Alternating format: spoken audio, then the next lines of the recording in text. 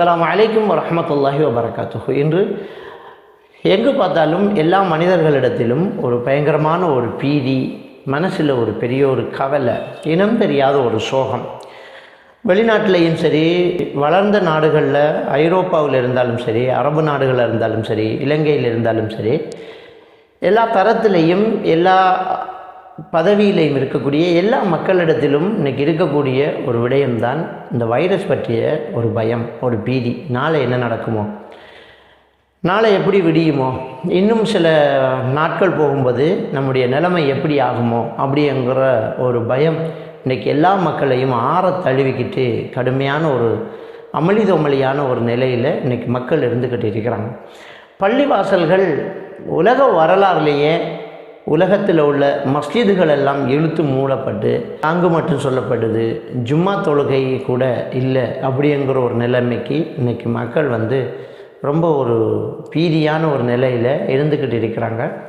நிறைய சகோதரர்கள் கேள்வி கேட்டுட்டு இருக்கிறாங்க, நாளைக்கு வெள்ளிக்கிழமை ஜும்மா தொழுகை பற்றி என்ன தீர்வு, நாங்கள் என்ன செய்யணும் அப்படிங்கிற ஒரு கேள்வியும் கேட்டுக்கிட்டு இருக்கிறாங்க. இது எல்லாத்துக்குமாக இந்த வீடியோ ஒரு பிரயோஜனமாக இருக்கும் என்று நான் கருதுகிறேன். முதல்ல நாங்கள் ஒரு விஷயத்தை தெளிவாக புரிஞ்சு கொள்ளணும். இது அல்லாஹ்வுடைய ஒரு சோதனை. இந்த இடத்துல நம்ம இது ஒரு டேர்ன் பாயிண்டாக, இது நமக்கு ஒரு முக்கியமான ஒரு விஷயமாக நமக்கு இருக்கணும். ஏன்னா நம்ம எவ்வளவுக்கு அல்லாஹ்வை மறந்து, மார்க்கத்தை மறந்து, மறுமையை மறந்து, வட்டி கொடுக்கல் வாங்கல்கள், ஹராம் ஹலால் பார்க்காத வியாபார முறைகள், தொழுகையில் பொடுபோக்குத்தனங்கள், சீதன கொடுமை தலைவிரித்து ஆடிக்கொண்டிருக்கக்கூடிய சூழ்நிலைகள், இன்னொரு பல பாவங்கள் நம்முடைய சமுதாயத்தில் அப்படியே பெருகி போயிருந்தது. இன்டர்நெட்டில் செய்யக்கூடிய தவறுகள், இன்டர்நெட்டில் சில தவறான வீடியோக்களை பார்க்குறது, இன்னும் சொல்லப்போனால் அந்த ஃபோனு இன்டர்நெட் வந்ததுக்கப்புறமா குடும்பங்களுக்கு இடையில் உள்ள தொடர்பாடல்கள் இல்லாமல் போனது, கணவன் மனைவிக்கு இடையில் ஒழுங்கான ஒரு ரிலேஷன்ஷிப் இல்லை, பிள்ளைகளுக்கும் பெற்றோர்களுக்கும் இடையில் இல்லை. நிறைய மக்கள் தொகை அதிகமானாலும் ஒவ்வொருத்தரும் ஒரு ஃபோனை வச்சுக்கிட்டு தனித்தனியாகவே வாழ்ந்துக்கிட்டு இருந்தாங்க.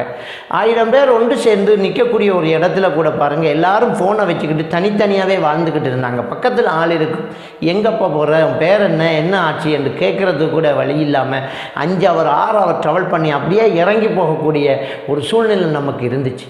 இந்த சூழ்நிலை அப்படியே மாறி போய் கூட்டாகவே சேர முடியாது, யார்கிட்டையும் பேச முடியாது. இப்போ வேலையும் இல்லை, ஒன்றும் இல்லை, பிஸி இல்லை, ஃபோன் கையில் இல்லை, இல்லாட்டி இன்டர்நெட்டு தேவையில்லை, ஃபோனு தேவையில்லை, பொண்டாட்டி பக்கத்தில் இருக்கிறான், ஆனால் ஆசை அவர் முத்தம் கொடுக்க முடியாது, பிள்ளைகளோட நெருங்கி பழக முடியாது, குடல்வாய் உறவுகளை போய் சந்திக்க முடியாது. அப்படியே தலைகீழ புரண்டு அப்படியே இருக்கக்கூடிய ஒரு சூழ்நிலை வந்தாச்சு. பள்ளிவாசலுக்கு போங்க போங்க என்று சொல்லி தொழுகைக்காக வாங்க என்று சொல்லி இருந்த அந்த காலம் மாறி போய் இப்போ பள்ளிவாசல் இருக்குது, போக முடியலை. இப்போ தான் பள்ளிக்கு போகணுங்கிற ஆர்வம் நமக்குள்ளே வந்திருக்குது. மரணத்தை நேராக பார்த்துக்கிட்டு இருக்கிறோம். நம்முடைய உயிர் பிரியும் அப்படிங்கிற ஒரு அச்சம், மரண பீதி நம்ம எல்லாருக்குமே இருந்துக்கிட்டு இருக்குது. ஆனால் நம்ம என்ன செஞ்சுக்கிட்டு இருக்கிறோம்னா, தொழக்கூட முடியலையே, பள்ளிவாசலில் போய் இருந்து ஒரு ஜமாத்தா தொழுது ஒரு பிரார்த்தனை செய்யக்கூடிய நமக்கு வழி இல்லையே, ஜும்மா தொழுகையில் ஒரு பிரசங்கம் நடத்தி நம்ம மனசுக்கு இதமாக ஏதாவது சொல்ல மாட்டாங்களா, ஆனால் ஜும்மா கூட தொழ முடியலையே என்கிற ஒரு சூழ்நிலை இன்றைக்கு நமக்கு ஏற்பட்டு இருக்குது. அன்புக்குரியவர்களே, இது நம்ம யோசிக்க வேண்டிய ஒரு இடம். மறுமை நாளுக்கு அடையாளமாக சொல்லப்பட்ட சில விடயங்கள் துளி துளியாக இப்போ நடந்துக்கிட்டு இருக்கிறத நாங்கள் பார்க்கலாம். மறுமை நாளையில் யௌம யஃபிருல் மர்உ மின் அஹி, ஒவ்வொருத்தரும் தன் சகோதரனை கண்டு விரண்டோடுவான். உம்மிஹி வ அபி, தாய் தகப்பனை கண்டு விரண்டோடுவான். ஒ சாஹிபத்திஹி வ பனி, மனைவி மக்களை கண்டு விரண்டோடுவான் அப்படின்ட்டு அல்லாஹ் தஆலா சொல்கிறானே, சாத்தியமா அப்படின்னு கேட்டிருந்தோம். இப்போ இந்த உலகத்திலேயே நம்ம ஓடக்கூடிய ஒரு சூழ்நிலை வந்தாச்சு. யாரும் சந்திக்க முடியாது, எல்லாம் ஓடணும், நெருங்கி பழக முடியாது அப்படிங்கிறது. இந்த COVID-19ங்கிற அந்த வைரஸ் ரொம்ப கடுமையான ஒரு வைரஸ். இது மற்ற நோய்களை போல் இல்லை அப்படிங்கிற ஒரு செய்தி வர நம்ம உள்ளத்துக்கு ரொம்ப பயங்கரமாக இருந்துக்கிட்டே இருக்குதா இல்லையா? இந்த சந்தர்ப்பம் நாம் தௌபா செய்கிறதுக்கு, தவறுகளில் இருந்து திருந்துறதுக்கான ஒரு வாய்ப்பாகவும் இருக்க வேண்டும். இதுக்கும் நம்ம திருந்தவில்லை என்று சொன்னால் நம்முடைய ஈமானை திரும்ப ஒரு தூசி தட்டி துப்புரவு பண்ணக்கூடிய ஒரு சூழ்நிலை நமக்கு தேவைப்படும் சகோதரர்களே. இதிலிருந்து நம்ம கண்டிப்பாக படிப்பினை பெறணும். அடுத்தது நம்ம இன்னொரு முக்கியமான ஒரு விஷயத்தை தெரிஞ்சு கொள்ளணும். நாங்கள் பயப்பட வேண்டிய அவசியமே கிடையாது. இது அல்லாஹ்வுடைய கலா கதரில் எழுதப்பட்டு தான் நடந்துக்கிட்டு இருக்கு. சூரா அல் ஹதீத் 22வது வசனத்தில் அல்லாஹ் தஆலா சொல்லி காட்டுறான், மா சாப மின் முசீபத்தின் ஃபில் அர்த் வலா ஃபி அன்ஃபுசிக்கும், இந்த உலகத்திலேயும் உங்களையும் நடக்கக்கூடிய ஒவ்வொரு விடயங்களும் இல்லா ஃபி கிதாபின் கபில அன் நபுரஹா, உங்களையும் இந்த வானம் பூமியையும் படைப்பதற்கு முன்னாலே நாங்கள் எழுதிட்டோம் என்று அல்லாஹ் தஆலா சொல்லி காட்டுறான். இது நடக்கும் என்கிறதும் இந்த பீதி வரும் என்பதும் யாரெல்லாம் மரணிப்பாங்கங்கிறதும் அல்லாஹ் ஏற்கனவே எழுதிட்டான். ஏன் இது அல்லாஹ் தஆலா சொல்கிறான் என்று தொடர்ந்து சொல்லும்போது லிக்கைலா தஅஸவல மா ஃபாத்தக்கும், உங்களுக்கு மிஸ் பண்ணி போனதில் நீங்கள் கவலைப்படாமல் இருக்கிறதுக்காக வேண்டி, அல்லா தஃப்ரஹ் பிமா ஆத்தாக்கும், உங்களுக்கு கிடைச்சதை வச்சு நீங்கள் ரொம்ப சந்தோஷப்படாமல் இருக்கிறதுக்காக வேண்டியும் என்று அல்லாஹ் தஆலா சொல்லி காட்டுவான். எனவே இந்த விஷயத்தில் நம்ம அல்லாஹ்வுடைய கலாக்கதிர் தான் நடக்குது, அல்லாஹ்வுடைய ஏற்பாடு தான் நடக்குது, இதில் ஒன்றுமே இல்லை, அல்லாஹ்வுடைய விதி தான் நடக்குது அப்படிங்கிறத நாங்கள் தெளிவாக புரிஞ்சு கொள்ளணும். அடுத்தது இதில் ரொம்ப நாங்கள் பேணுதலாக அல்லாஹ்வுடைய மார்க்கத்தில் சொல்லப்பட்ட விடயங்களை நாங்கள் எடுத்து நடக்கணும். என்ன சொன்னாங்க அல்லாஹ்வுடைய தூதர் ஸல்லல்லாஹு அலைஹி வஸல்லம் அவங்க என்ன சொல்லி காட்டுறாங்கன்னு சொன்னால், ஒரு ஊரில் கொலரா நோய் பரவிக்கிட்டு இருக்குதுன்னா அங்கே போகாதீங்க. உங்கள் ஊரில் நோய் பரவிட்டீங்கன்னா அங்கேருந்து இன்னொரு இடத்துக்கு தப்பி விடலாம்னு நினைக்காதீங்க. அல்லாஹ் நாடினது தான் நடக்கும், அல்லாஹ் நாடினவர்களுக்கு அது பீடிக்கும் அப்படிங்கிற ஒரு விடயத்தை நமக்கு நபிகள் நாயகம் ஸல்லல்லாஹு அலைஹி வஸல்லம் அவங்க சொல்லி தந்திருக்கிறாங்க. எனவே அந்த விடயத்தில் இது அல்லாஹ்வுடைய நாட்டம்தான் நடக்கும், நம்ம இன்னொரு இடத்துல ஓடையும் கூடாது, இருக்கிற இடத்த விட்டு நம்ம நகரவும் கூடாது, அப்படியே நாங்கள் இருக்கிற இடத்துலையே இருந்துக்கிட்டு இருப்போம். நாங்கள் செய்யக்கூடிய விடயங்கள் என்ன, நமக்கு சொல்லப்பட்ட ஆலோசனைகளை நம்ம கேட்டுக்கிட்டு இருப்போம். அன்புக்குரிய இஸ்லாமிய சகோதரர்களே, இதில் நபிகள் நாயகம் ஸல்லல்லாஹு அலைஹி வஸல்லம் அவர்கள் நமக்கு சொல்லித்தந்த வழிகாட்டுதலையே திரும்பவும் ஒரு தான் இந்த உலகம் நமக்கு சொல்லிக்கிட்டு இருக்குது. உலக சுகாதார அமைப்பு நமக்கு சொல்லிக்கிட்டு இருக்கக்கூடிய விடயம் என்னென்றால், நீங்கள் அடிக்கடி கையை கழுவுங்க, முகத்தை கழுவுங்க அப்படின்னு சொல்லிட்டு, நாம் அதை விட ஒரு படி மேலாக 5 நேர தொழுகையில் நாங்கள் கையை குடைஞ்சி கழுவுறோம். முகத்தை மட்டும் கழுவலை, இந்த சுவாசத்துக்கு தேவையாக பயன்படுத்தக்கூடிய இந்த மூக்கு துவாரத்தில் தண்ணீரை இழுத்து சீறி கழுவுறோம். அது நபிகள் நாயகம் ஸல்லல்லாஹு அலைஹி வஸல்லம் சொல்லித்தந்தது. இன்றைக்கி மார்க்கத்துக்கு வெளியில் இருக்கக்கூடிய சகோதரர்கள் முஸ்லீம்களிடத்தில் இருக்கக்கூடிய இந்த பண்பு எவ்வளவு ஒரு நல்ல விடயம் என்று நினைக்கிற அளவுக்கு ஒரு உயர்ந்த பண்பாக இருக்குது. அதை நீங்கள் கண்டிப்பாக செய்யுங்க. கையை குடைஞ்சி நாங்கள் உது செய்யும்போது கழுவுறோம், முகத்தை கழுவுறோம். நாசிக்கு தண்ணீர் செலுத்துறத ரசூலுல்லாஹி ஸல்லல்லாஹு அலைஹி வஸல்லம் சொல்லி தந்தாங்க. ஆனால் ஒரு சிலர் அதை மிஸ் பண்ணிட்டாங்க. நீங்கள் என்ன செய்கிறாங்கன்னா, நாசிக்கு தண்ணீர் செலுத்துகிறோம்னு நினச்சிக்கிட்டு 2 விரலில் ஈரத்தை படுத்தி மூக்குக்குள்ளே விரலை செலுத்துகிறாங்க. இல்லை, நாசிக்கு தண்ணீர் ரசூலுல்லாஹி ஸல்லல்லாஹு அலைஹி வஸல்லம் நாசிக்கு தண்ணீர் செலுத்த சொன்னாங்க. முகத்தை கழுவுறதுக்கு எடுத்த, வாயை கொப்பளிக்கிறதுக்கு எடுத்த அந்த கையோட வாயை கொப்பளிச்சுட்டு கொஞ்சம் தண்ணியை மிச்சம் வச்சு அந்த மூக்கில் வச்சு அப்படியே இழுத்துட்டு இடது கையால் அதை சீறி விட சொன்னாங்க. அது கூட இடது கையை பயன்படுத்த சொன்னாங்க, வலது கை சாப்பிட்ற கை. இவ்வளோ அழகான ஒரு மார்க்க விஷயத்தை நம்ம கடைப்பிடிக்காமல் மிஸ் பண்ணியிருக்கிறோங்கிறத சிந்திச்சு பாருங்கள். இதை நாங்கள் செய்வோம், இது ரொம்ப ஒரு முக்கியமான ஒரு விடயம். அடுத்தது, இன்றைக்கி இருக்கக்கூடிய சூழ்நிலையில் நாங்கள் நோய் எதிர்ப்பு சக்திகளை அதிகப்படுத்துறதுக்கான விடயங்களை நாங்கள் செஞ்சே ஆகணும். யூகேயில் பிரதான ஹாஸ்பிட்டலில் ஒரு முக்கிய வைத்தியராக வேலை செய்யக்கூடிய இலங்கையைச் சேர்ந்த டாக்டர் கமால் அப்துல் நாசர்ங்கிறவர் அவருடைய பக்கத்தில் நோய் எதிர்ப்பு சக்தியை அதிகப்படுத்துறதுக்கான சில ஆலோசனைகளை கூறியிருக்கிறார். அதில் முக்கியமான ஒரு விஷயம் சொல்கிறாரு, இந்த நோய் எதிர்ப்பு சக்தியை நீங்கள் அதிகப்படுத்துகிறன்னா நீங்கள் ஃபேஸ்புக்கு வாட்ஸ்அப்பில் இருந்து நீங்கள் முதல்ல வெளியில் வரணும். அதுதான் நோய் எதிர்ப்பு சக்திக்கு முதல் காரியம்னு சொன்னாங்க. ஏன்னா பீதி அது உண்டாக்கிக்கிட்டு இருக்குது, ஆளுக்கு ஒரு செய்தியை போட்டுக்கிட்டு இருக்கிறாங்க. பீதி வேற அவங்கள்ட்ட ஸ்ட்ரெஸ் அதிகமாகும். ஸ்ட்ரெஸ் இருந்தால் நோய் எதிர்ப்பு சக்தி குறையும். அதை நாங்கள் அவ்வளோ நாளாக சொல்லிக்கிட்டு இருக்கிறோம். ஒரு மனுஷனுக்கு ஸ்ட்ரெஸ் அதிகமாகும்போது நோய் எதிர்ப்பு சக்தி குறையும். ஸ்ட்ரெஸ்ஸை முதல் தூக்கி அறிங்க. பொய் செய்திகளை பரப்பாதீங்க, பொய் வதந்திகளை ஏற்றுக்கொள்ளாதீங்க. ஒன்றுமே இல்லை. இன்றைக்கி ஆயிரக்கணக்கானவர்கள் இந்த கொரோனா வைரஸினால் செத்திருக்கிறாங்கன்னு சொன்னால் 84,000க்கு மேற்பட்டவர்கள் கொரோனா வைரஸ் அதிலிருந்து ரிமூவ் ஆகிருக்கிறாங்க, வெளியில் வந்திருக்கிறாங்க. அது பெரிய ஒரு சந்தோஷமான ஒரு விஷயம். அப்போ அதை பாதுகாப்பாக நம்ம தனிமைப்படுத்தி நம்மளை வேறு ஒரு தொடர்பு இல்லாமல் நம்ம இருக்கும்போது அதிலிருந்து விடுபடுறதுக்கான வாய்ப்பு இருக்குது. இன்னும் மருந்து கண்டுபிடிக்கலை, ஆனால் அதை நாங்கள் கிளியர் பண்ணுறதுக்கு நம்ம கட்டுப்பாட்டோடு இருக்கலாம். அப்போ அவர் சொல்கிறது முக்கியமாக சொல்லக்கூடிய ஒரு விடயம் என்றால் ஸ்ட்ரெஸ்ஸை குறைச்சிக்கோங்க. 2வது, தேவையான அளவுக்கு தூங்கணும். இப்போ தான் நமக்கு ஃப்ரீ லீவு, நம்ம கொஞ்சம் நல்லா தூங்கணும். ஒரு 6-7 ஹவர் ஒரு மனுஷன் நல்லா தூங்கணும். 3வது, அவர் சொல்கிறாரு, நம்ம ஸ்போர்ட்ஸில் அதாவது ஏதாவது எக்ஸசைஸ் தொடர்ந்து எக்ஸசைஸ் செய்யணும். அடுத்தது என்ன சொன்னால், நல்ல பால், முட்டை, மீன், இறைச்சி இதெல்லாம் நம்ம சாப்பிடணும். இந்த இறைச்சி சாப்பிடணும், நல்லா சாப்பிடுங்க. அது மாதிரி நல்லா ஓய்வு எடுத்துக்கோங்க. அடுத்தது விட்டமின் டி நமக்கு தேவை. சூரிய வெளிச்சத்தில் வந்து நம்முடைய உடம்பை வச்சிருக்கணும். அதுக்கு டேப்லெட்டை விட விட்டமின் டி நமக்கு தேவை. அதை வந்து நம்ம முன்னுக்கு நம்ம தோட்டத்தில், நம்ம வீட்டு முற்றத்தில், வெளியில் அந்த காலை வெயிலில் கிட்டத்தட்ட ஒரு மணி நேரத்துக்கு ஒருத்தர் வந்து அப்படியே அந்த வெயிலில் வந்து நிற்கிறது வந்து நம்முடைய நோய் எதிர்ப்பு சக்தியை கூட்டிக் கொள்ளுறதுக்கான ஒரு வாய்ப்பு இருக்குன்னு அந்த டாக்டர் சொல்கிறாங்க. அதை நாம் என்ன செய்யணும், நாம் செய்து கொள்ளணும். அடுத்தது இப்போ முக்கியமாக என்ன ஒரு விஷயம் ஒன்று பரவிட்டு இருக்குது என்னன்னு சொன்னால், அந்த பெருங்காயம் இருக்குது இல்லையா, இந்த பெருங்காயம் வெறும் 30 ரூபா விற்ற பெருங்காயம் வந்து 300 ரூபா வரைக்கும் போய் அதை வாங்குறதுக்கு மக்கள் பெரிய க்ரௌடில் வந்து நின்றுக்கிட்டு இருக்கிறாங்க. ஒரு சில இடத்துல 500 ரூபா 100 ரூபா அப்படியெல்லாம் சில இடத்துல விற்கிறாங்க.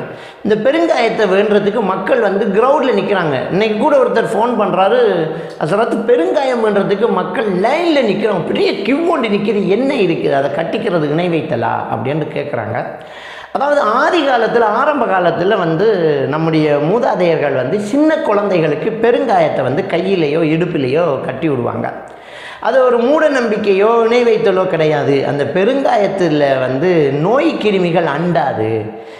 அதாவது அந்த பழைய ஆட்கள் என்ன சொல்லுவாங்கன்னா, காட்டு கருப்பு அண்டாது அப்படின்ற வார்த்தையை பயன்படுத்தினாங்க.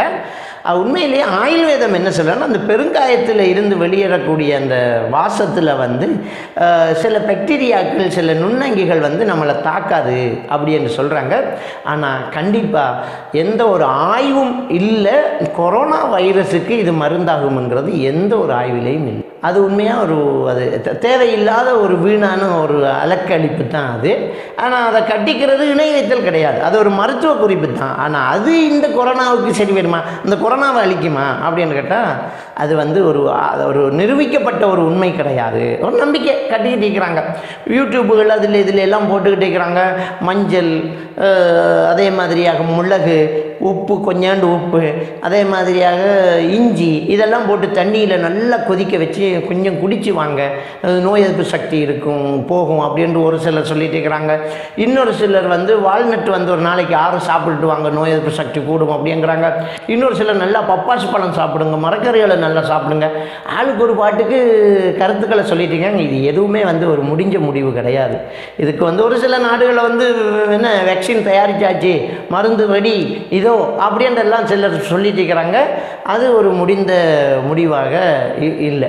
இன்னொரு சிலர் வந்து இது மல்துஸ் தியரி அப்படிங்கிறாங்க. மல்துஸ் தியரி என்றால் என்னன்னு சொன்னால், மல்துஸ் தியரிங்கிறது என்னென்னா, உணவினுடைய விருத்தி 1 2 3 4 என்று வளருது. மனிதனுடைய விருத்தி 1 2 4 4 8 16 32 என்று பிரமிட் சிஸ்டத்தில் வளருது. ஒரு குறிப்பிட்ட எல்லைக்கு வரக்கூட மனித வளர்ச்சி அதிகமாகவும் உணவு வளர்ச்சி குறைவாகவும் இருக்கும். எனவே மனித சனத்தொகை குறைக்கணும் அப்படிங்கிற ஒரு திட்டம் தான் மல்துஸ் தியரி. இது இலுமினாட்டிகளுடைய வேலை. இலுமினாட்டிகள் சனத்தொகையை, மக்கள் சனத்தொகையை அறவாசியாக குறைக்கணும் அப்படிங்கிற ஒரு இடத்துக்கு வந்திருக்கிறாங்க. அப்போ 750 கோடி மக்கள் வாழக்கூடிய அந்த உலகத்தில் பாதியை குறைச்சி ஒரு 300 350 கோடி ஆக்குறதுக்கு அவங்க முயற்சி செஞ்சாங்க. அவங்க கொண்டு வந்ததான் இது அப்படின்னு சொல்லி ஒரு சிலர் வந்து என்ன செய்கிறாங்க, செய்திகளை போட்டுக்கிட்டு இருக்கிறத நாங்கள் பார்க்கலாம். ஆனால் இது சம்பந்தமாக யூகேயில் இருக்கக்கூடிய ஒரு பிரபல்யமான ஒரு டாக்டர் வந்து கருத்து சொல்லும்போது சொல்கிறாரு, இது வளர்ச்சி இந்த நோய் பரவி அப்படியே உலகத்தில் ஆட்டி படைத்தாலும் மொத்த சனத்தொகையில் 1% தான் குறைக்க முடியும் அப்படிங்கிறாங்க. எனவே இதெல்லாம் இலுமினாட்டிகளுடைய வேலை அப்படி என்று சொல்கிறதுக்கு கூட சரியான ஒரு முடிந்த முடிவு கிடையாது. இது என்னவோ நடந்துக்கிட்டு இருக்கு, அல்லாஹ்வுடைய சோதனை மட்டும் உண்மை. இது கலாக்கதில் உள்ளது அப்படிங்கிறது மட்டும் உண்மை. எனவே நாங்கள் நம்முடைய நோய் எதிர்ப்பு சக்தியை கூட்டுறதுக்கான அந்த முயற்சியும் இஸ்லாம் சொல்லக்கூடிய இந்த விஷயத்தை நாங்கள் செய்துக்கிட்டு இருப்போம். அடுத்தது மக்களுடைய ஒரு முக்கியமான ஒரு கேள்வி, இந்த ஜமாத் தொழுகை பற்றி என்ன சொல்கிறீங்க, இந்த தொழுகை என்ன செய்கிறது, அதே மாதிரி ஜும்மா தொழுகையை பற்றி என்ன சொல்கிறது அப்படி என்றால், நபிகள் நாயகம் ஸல்லல்லாஹு அலைஹி வஸல்லம் அவர்களுடைய நிறைய முன்னறிவிப்புகள் இருந்துக்கிட்டு தான் இருக்குது. ஏன்னா ஒரு குர்ஆன் வசனம் ஒன்று இருக்குது, அல்லாஹ்வுடைய பள்ளி வாசல்களை மக்களை தடுப்பவர்களை விட வழிகட்டவர் யார் உண்டு அப்படின்னு அல்லாஹ் தஆலா அவனுடைய திருமறையில் கேட்குறான். இன்றைக்கி இந்த ஜம்மியத் உலமாவை பள்ளிக்கு வர வேணாம், தொழுகை நடத்த வேணாம் என்று சொல்கிறாங்க. எனவே ஆகப்பெரிய வழிகேடு இந்த உலமாக்கள் தான், இதை தடுக்கிறவங்கள் தான் அப்படின்ற ஒரு குர்ஆன் வசனத்தை தூக்கி போட்டு தன் இஷ்டத்துக்கு அவங்க பதில் சொல்லிக்கிட்டு இருக்கிறாங்க. அன்புக்குரிய இஸ்லாமிய சகோதரர்களே, இந்த குர்ஆன் வசனத்தை வச்சு பள்ளியை தடுக்கிறது யார் அப்படின்ற ஒரு கேள்வி இருக்குது இல்லையா? அந்த கேள்விக்கும் இன்னும் நடக்கிற சம்பவத்துக்கும் எந்த ஒரு தொடர்பாடலும் இல்லை அப்படிங்கிறத நாங்கள் தெளிவாக புரிஞ்சு கொள்ளணும். ஏன்னா இது சம்பந்தமாக இப்னு அப்பாஸ் ரலியல்லாஹு தஆலாவுடைய கருத்து புகாரி கிரந்தத்திலையும் அதனுடைய விரிவுரையிலையும் நிறைய பதிவாயிருக்குது. ஒரு மழை காரணமாக இப்னு அப்பாஸ் ரலியல்லாஹு தஆலா அவர்கள் ஜும்மா தினத்தன்று பள்ளிவாசலில் பாங்கு சொல்கிற நேரம் வீட்டிலேயே தொழுது கொள்ளுங்கன்னு சொல்லிட்டு இது நபி செஞ்ச வேலை அப்படின்னு சொல்கிறாங்க. அப்போ பள்ளியை விட்டு தடுக்கிறது மிகப்பெரிய ஒரு வழிகேடு என்றால் இப்னு அப்பாஸ் ரலியல்லாஹு தஆலா வழிகேடு அல்லது அதை சொல்லி அந்த நபிகள் நாயகம் ஸல்லல்லாஹு அலைஹி வஸல்லம் அவர்கள் வழிகேடா? அது இந்த காரியத்துக்கு அல்ல. வெள்ளைப்பூடு வெங்காயம் சாப்பிட்டவர்கள் எங்களோடு பள்ளிவாசலுக்கு ஜமாத் தொழுகைக்கு வர வேண்டாம், வீட்டிலேயே தொழுது கொள்ளட்டும் என்று ரசூலுல்லாஹ் சொன்னாங்களே, அப்போ அதை தடுத்தது நபி. அது இந்த வசனத்துக்குரியதல்ல. அது மொத்தமாக பள்ளிக்கே வரலாம் என்று தடுக்கிறதை தவிர இப்படியான ஒரு சூழ்நிலையில் தடுக்கிறது கிடையாது. எனவே இந்த சந்தர்ப்பங்களில் அடுத்தவங்களுக்கு நம்மளால் ஒரு பிரச்சனை வரும் அப்படிங்கிற ஒரு சூழ்நிலையில் நம்ம பள்ளிவாசலில் ஒன்று கூடுறதை தற்காலிகமாக தடுக்கிறதுங்கிறது அந்த விஷயத்துக்காக அல்ல. எனவே நீங்கள் சாதாரணமாக வீட்டில் என்ன செய்யலாம், தொழுது கொள்ளலாம். ஜும்மா தொழுகையை நாங்கள் என்ன செஞ்சுக்கிறது, பள்ளிக்கு வரல நாங்கள் என்ன தொழுகிறது அப்படின்ற ஒரு சிலர் கேள்வி கேட்குறாங்க.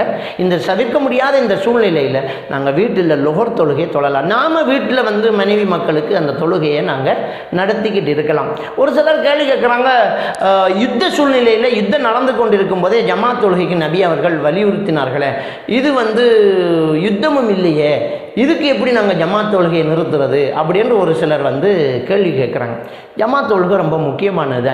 யுத்த சூழ்நிலையிலையும் ஒரு அரைவாசி பேர் தொழுதுட்டு இருப்பாங்க. ஒரு ரக்காத் தான், யுத்தத்துக்கு இது 4 ரக்காத்து கிடையாது, ஒரு ரக்காத் தான் தொழுதுட்டு இருப்பாங்க. இமாம் மட்டும் 2 ரக்காத் தொழுவார். 2வது ரக்காத்தில் அத்தஹியாத்தில் இருந்தவங்க சலாம் கொடுத்துட்டு எழும்பிடுவாங்க. 2வது ரக்காத்துக்கு எழுப்பினோன்னே அடுத்த பாட்டி நிற்கும், மற்றவங்க ஆயுதங்கள் எடுத்துக்கிட்டு நிற்பாங்க. இது யுத்த தொழுகையினுடைய வழிமுறை இஸ்லாம் நமக்கு சொல்லித்தருது. யுத்தம்ங்கிறது இன்னொரு எதிரியோட சண்டை பிடிச்சிக்கிட்டு இருக்கிறது. ஆனால் இது யுத்தம் மனிதனோட நம்ம சண்டை பிடிக்கிறது இல்லை. இது காற்றில் பரவக்கூடிய வேறு ஒரு பிரச்சனைக்கு நாங்கள் முகம் கொடுத்துட்டு இருக்கிறோம்.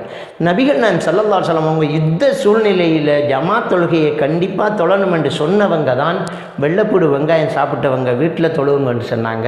கடுமையான மழை இருக்கு, உங்களுக்கு அசௌகரியமாகும், நீங்கள் வீட்டிலேயே தொழுதுக்கோங்கன்னு சொல்கிறாங்க. தொடர்ந்து தொழ சொல்லலை, சந்தர்ப்ப சூழ்நிலைக்கு அப்படி செய்ய சொல்கிறாங்க. எனவே நாங்கள் இதை கடைப்பிடிக்கணும். இன்னொரு முக்கியமான ஒரு விஷயத்தை பார்ப்போம். இன்றைக்கி இதெல்லாம் மீறிக்கிட்டு நம்மளை யார் தடுக்க முடியும், நாங்கள் தொழுவோம் அப்படின்ற ஒரு பள்ளிவாசல் நிர்வாகம் முடிவெடுத்து நம்ம ஜமாத்தை தொழுகிறோன்னு வச்சுக்கொள்ளுங்க.